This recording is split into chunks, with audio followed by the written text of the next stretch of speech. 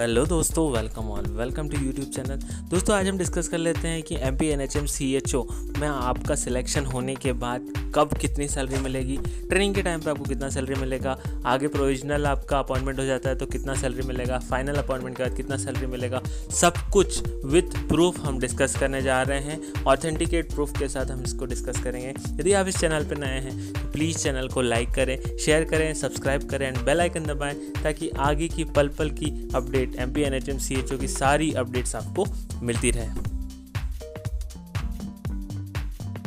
तो पहले हम देख लेते हैं ऑफिशियल नोटिफिकेशन में क्या मेंशन्ड है, फिर इस वीडियो को आप लास्ट तक देखें। मैं वन बाय वन बताऊंगा कहाँ क्या कटिंग होगी, कितना सैलरी कट के मिलेगा, कितना हाथ में आपको सैलरी आएगा। तो इस वीडियो को लास्ट तक देखिएगा।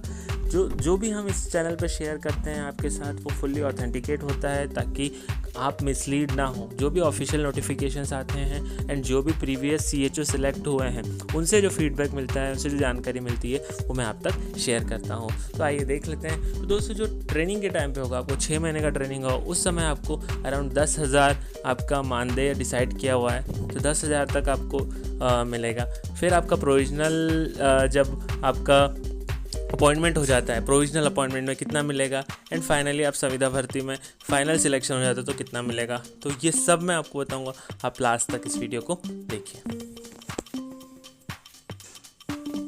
तो आइए देख लेते हैं कि ट्रेनिंग के समय, जब आपका ट्रेनिंग होगा उस समय आपको कितना पेमेंट मिलेगा, कितना सैलरी मिलेगा। जो आपका प्रतिमाह डिसाइड किया है CHO की पोस्ट के लिए NHM ने, MP NHM आपको 10,000 प्रतिमाह ट्रेनिंग करते हुए देगा।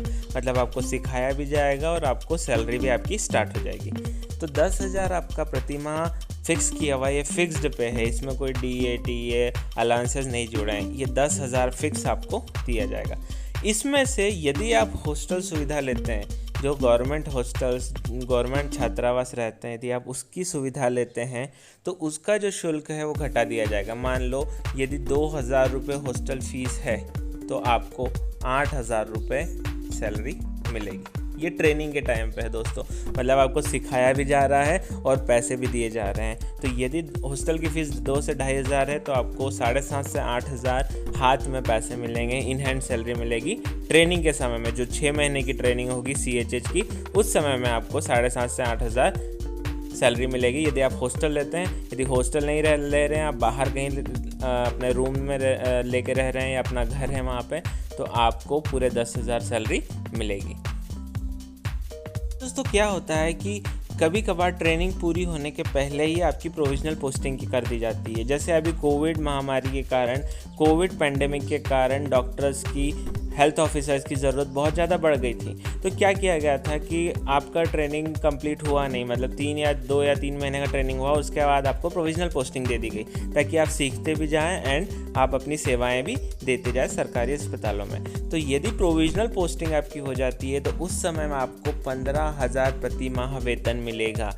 ये भी फिक्स्ड पे है, ये इसमें भी कोई DA TA नहीं है। आपको 15,000 प्रति माह फिक्स्ड सैलरी दी जाएगी। तो यदि आपकी प्रोविजनल पोस्टिंग हो जाती है, यदि आपका ट्रेनिंग कंप्लीट नहीं हुआ, उसके पहले ही पोस्टिंग कर दी तो 15,000 मिलेंगे। अब उसके बाद जैसे ही आपका 6 महीने कंप्लीट होते हैं, आपकी परीक्षा होगी एक, परीक्षा में आप उत्तीर्ण हो जाते हो, परीक्षा पास कर लेते हो, तो उसके बाद आपको सैलरी, आपको संविदा की सैलरी देना स्टार्ट हो जाएंगे। जैसे आपकी ट्रेनिंग कंप्लीट हुई, पोस्टिंग हो जाएगी।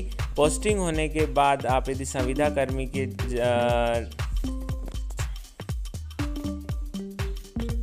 तो जैसे ही आपका ट्रेनिंग कंप्लीट होता है, आपकी परीक्षा होगी एक, यदि उस परीक्षा में आप उत्तीर्ण हो जाते हैं तो आपको संविदा CHO की पोस्टिंग दे दी जाएगी। कम्युनिटी हेल्थ ऑफिसर आपको संविदा बेसिस पर उसकी पोस्टिंग दे दी जाएगी। अब उस समय आपको 25,000 रुपये जो है वो निर्धारित मानदेय किया गया है सरकार के द्वारा। तो आपको 25,000 तो क्या मिलेंगे, निर्धारित प्रतिमाह मानदेय है। उसके साथ ही साथ 15,000 प्रोत्साहन राशि, 15,000 तक। एक बात ध्यान रखना, पूरा 15,000 नहीं मिलेगा। आपके परफॉर्मेंस के बेसिस पे आप कितना काम कर रहे हो, वहाँ का जो मेडिकल ऑफिसर होगा वो आपके काम को देख के उस 15,000 में से जितना परसेंटेज देना होगा वो डिसाइड कर सकता है। वहाँ का मेडिकल ऑफिसर आपका काम देखेगा, आप कितना काम कर रहे हो, आप टाइम से आ रहे हो कि नहीं, आप ज़्यादा छुट्टियाँ तो नहीं ले रहे हो। इन सब चीज़ों को देख के वो आपको डिसाइड करेगा मेडिकल ऑफिसर कि कितना वो पैसा देना है इस 15,000 में, तो 25,000 तो दोस्तों आपको मिलेगा ही। ये 25,000 जो है वो आपको मिलेगा ही, पर इस 15,000 में से आपको 7,000 से 12,000 तक मिल जाता है। जो CHOs काम कर रहे हैं, मैंने उनसे बात की, उनसे फीडबैक लिया, तो वो बोल रहे हैं कि 7,000 से 12,000 के बीच में मिल जाता है इन 15,000 में से। तो दोस्तों यदि 25,000 ये एंड मान लो हम 10,000 में मिलते हैं, तो आपका टोटल है मिनिमम आपको 35,000 पर मंथ आपको सैलरी मिल जाएगा। मिनिमम 35,000 पर मंथ सैलरी मिल जाएगा आफ्टर पोस्टिंग, संविदा की पोस्टिंग के बाद। आपका 6 महीने का ट्रेनिंग होगा, आपका एग्ज़ाम होगा, एग्ज़ाम उत्तीर्ण करने के बाद आपकी संविदा की पोस्टिंग के बाद आपको 35,000 पर मंथ मिल जाएगा। Thank you for watching my video. Please like, share and comment, ताकि आगे की सारी अपडेट्स आपको मिलती रहे।